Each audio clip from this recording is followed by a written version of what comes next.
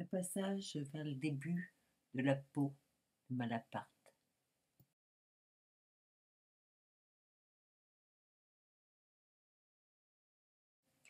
Le long escalier était encombré de femmes, assises l'une près de l'autre comme sur les gradins d'un amphithéâtre.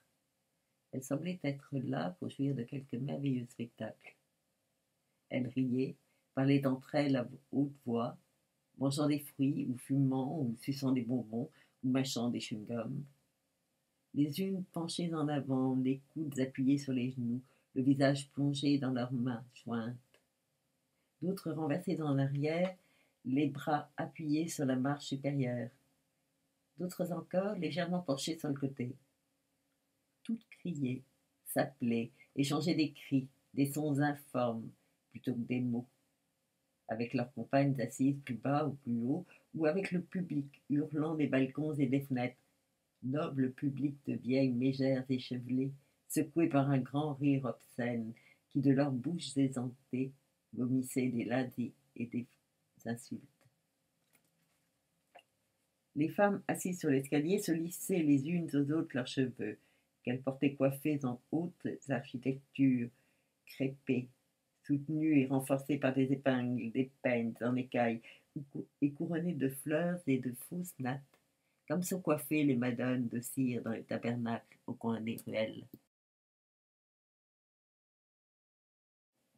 Cette foule de femmes déployées sur cet escalier, semblable à l'escalier des anges dans le songe de Jacob, paraissait réunies là pour quelque fête, ou pour quelque spectacle dont elles eussent été à la fois actrices et spectatrices.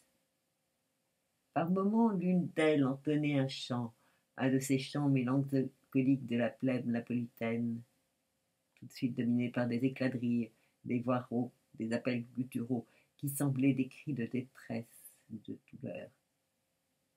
Mais une certaine dignité paraissait chez ces femmes, dans leurs attitudes variées, tantôt obscènes, tantôt comiques, tantôt solennelles, et même dans le désordre de leurs dispositions scéniques.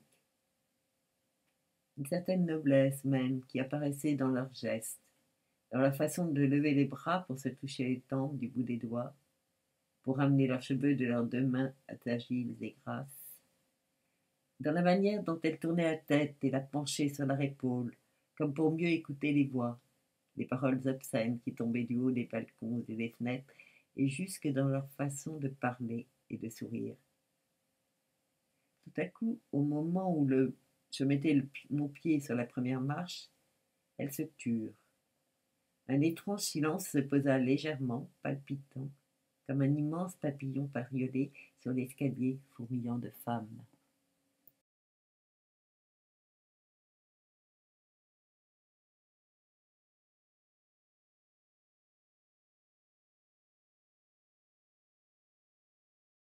Devant moi montaient quelques soldats noirs, serrés dans leur uniforme couleur kaki.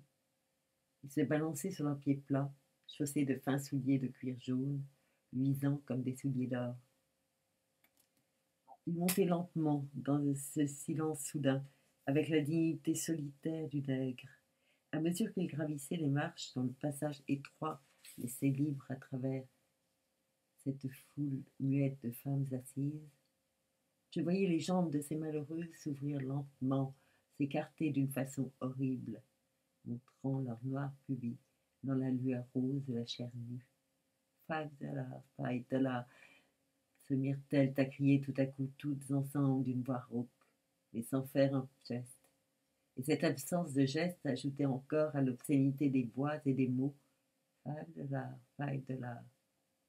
À mesure que les nègres montaient, la clameur augmentait.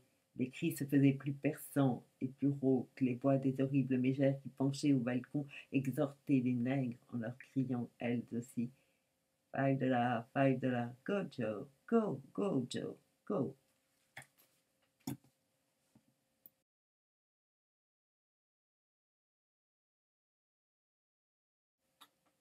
Mais aussitôt que les nègres étaient passés, aussitôt que leurs pieds d'or s'étaient détachés de la marche, les jambes des filles assises sur cette même marche se refermaient lentement, comme des tenailles de grappes bruns, comme les valves d'une coquille rose, et les filles, agitant les bras, se retournaient en montrant le poing, en criant des insultes obscènes aux soldats noirs avec une furie allègre et féroce. Jusqu'à ce qu'un nègre d'abord, puis un autre encore, s'arrêta, saisi au vol par 10, par 20 mains, et je continuais à gravir ce triomphal escalier, cette échelle angélique qui plongeait droit dans le ciel, ce ciel pourri, dont le sirocco déchirait des lambeaux de peau verdâtre, qu'il éparpillait avec un cri rauque au loin sur la mer.